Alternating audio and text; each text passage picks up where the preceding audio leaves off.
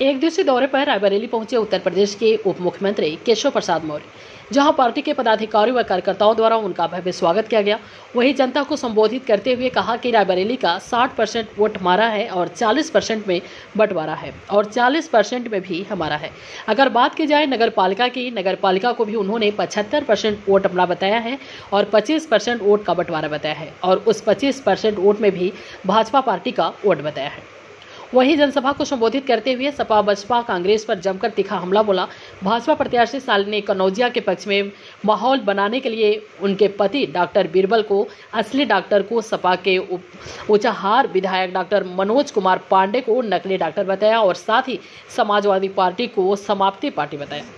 वहीं कांग्रेस को आड़े हाथे लेते हुए उत्तर प्रदेश के नगर निकाय और 2024 के लोकसभा चुनाव में कांग्रेस मुक्त उत्तर प्रदेश को करने की अपील की। शालिनी कनौजिया जी जिस समाज से आती हैं, उस समाज में परंपरा रही है, इस धरती का सबसे ऐसा दान देने वाला वो समाज है जो इससे ज्यादा कोई दे नहीं सकता। ये कुल ये परिवार अपने सुहाग का दान कर देता है। दूसरे लोगों की बहन बेटी बहू सुहागिन है, इसके लिए अपना सुहाग दान अगर कोई कर देता है तो वो धोबी समाज होता है और धोबी समाज सर्व समाज को ग्राह्य होता है।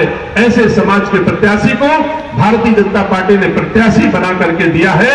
मैं उम्मीद करता हूं रायबरेली का हर व्यक्ति आज की तारीख में शालिनी कनौजिया जी के साथ खड़ा है, नगर के विकास के साथ खड़ा है। सम्मानित साथियों, दोनों दलों के प्रत्याशियों के बारे में मैं 1 मिनट में अपनी बात कहना चाहता हूं। कनौजिया जी के समर्थन में और जो यहाँ वार्ड में हमारे पास प्रत्याशी समर्थन आयोजित इस जनसभा में प्रदेश सरकार में हमारे आजादी का शताब्दी वर्ष 100 साल पूरा होगा। मुझे पूरा विश्वास है अगर हम ईमानदारी से देशवासियों की सेवा करेंगे तो देश और प्रदेश में भारतीय जनता पार्टी का कमल खिला रहेगा और भारतीय जनता पार्टी का कमल मतलब विकास की गारंटी है।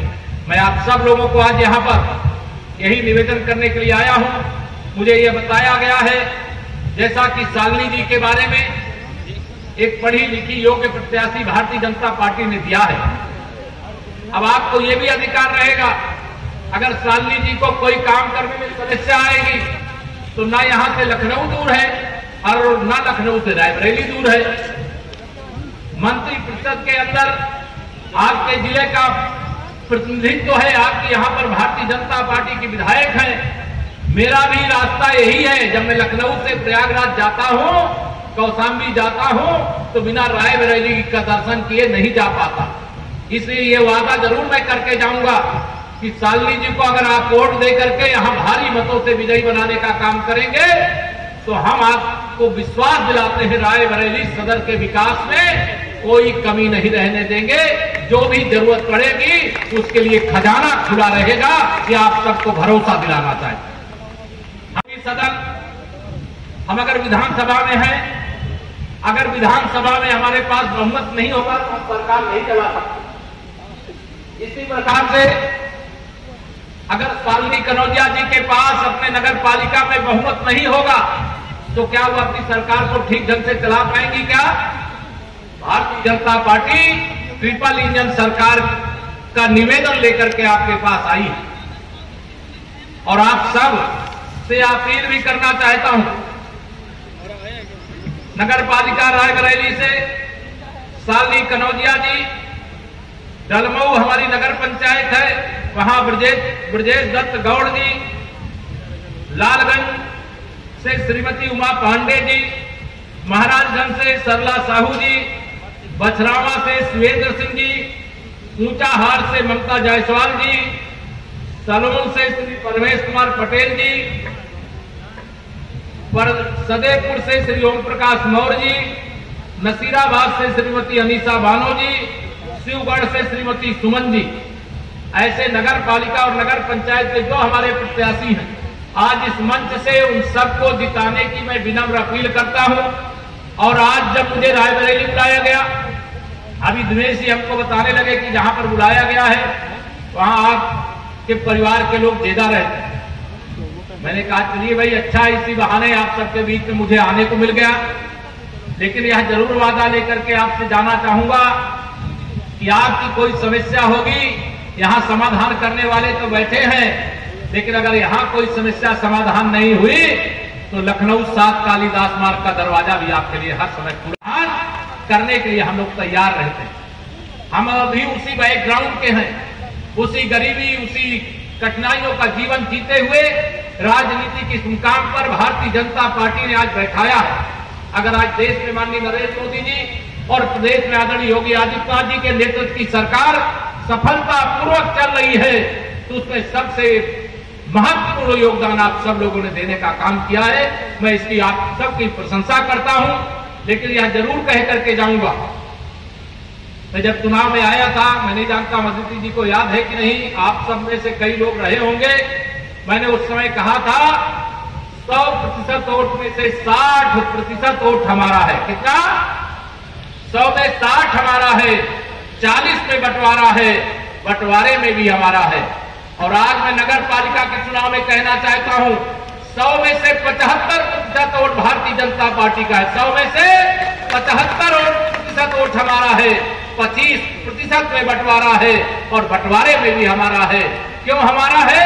क्योंकि हमने सबका साथ, सबका विकास किया है, हमने कोई भेदभाव नहीं किया है। भारतीय जनता पार्टी ने जिन्हें प्रत्याशी बनाया है उनकी योग्यता को लेकर के आपको कोई सवाल है क्या? किसी को आप प्रत्याशी से संतुष्ट हो तो हाथ उठा के आशीर्वाद दो। दोनों संतुष्ट हो ना? बुंदेलखंड हो, चारों तरफ रुहेलखंड हो, चारों तरफ खिल रहा है। हम रायबरेली नगर पालिका भी भारी अंतर से जीतने जा रहे हैं और यहाँ जनता के आशीर्वाद से शालिनी कनौजिया जी जीतेंगी और जो विकास का कार्य अधूरा है उसको पूरा करने का काम करेंगे। और यह मुझे विश्वास है कि भारी मतदान होगा। और 13 मई को जो मैं एक नारा हर जगह लगा रहा हूँ, 13 मई सपा बसपा कांग्रेस गई, यह जनता के आशीर्वाद से सफल होगा। और भाजपा वोट नहीं, वोट के रूप में कर्ज, और कर्ज को विकास करके ब्याज के साथ चुकता करने का काम करेंगे। ये प्रदूषण वाले मामले में क्या कहेंगे? साथ मुकदमा दर्ज कर लिया गया है। वो जिसमें मुकदमा दर्ज हो जाए, जो उसमें विवेचना करने वाली अथॉरिटी होती है वो विवेचना करती है और उसमें किसी को टिप्पणी करने की जरूरत नहीं होती। धन्यवाद। की आंधी चल रही है, भाजपा की एक तरफा जीत हो रही है। कमल का फूल चाहे पूरब हो, चाहे पश्चिम हो, चाहे बुंदेलखंड हो, चारों तरफ रुहेलखंड हो, चारों तरफ खिल रहा है। हम रायबरेली नगर पालिका भी भारी अंतर से जीतने जा रहे हैं और यहाँ जनता के आशीर्वाद से शालिनी कनौजिया जी जीतेंगी और जो विकास का कार्य अधूरा है उसको पूरा करने का काम करेंगे। और यह मुझे विश्वास है कि भारी मतदान होगा। और 13 मई को जो मैं एक नारा हर जगह लगा रहा हूँ, 13 मई सपा बसपा कांग्रेस गई, यह जनता के आशीर्वाद से सफल होगा। और भाजपा वोट नहीं, वोट के रूप में कर्ज, और कर्ज को विकास करके ब्याज के साथ चुकता करने का काम करेगी। धन्यवाद। वाले मामले में क्या कहेंगे? साथ मुकदमा दर्ज कर लिया गया है। वो जिसमें मुकदमा दर्ज हो जाए, जो उसमें विवेचना करने वाली अथॉरिटी होती है वो विवेचना करती है और उसमें किसी को टिप्पणी करने की जरूरत नहीं होती। धन्यवाद।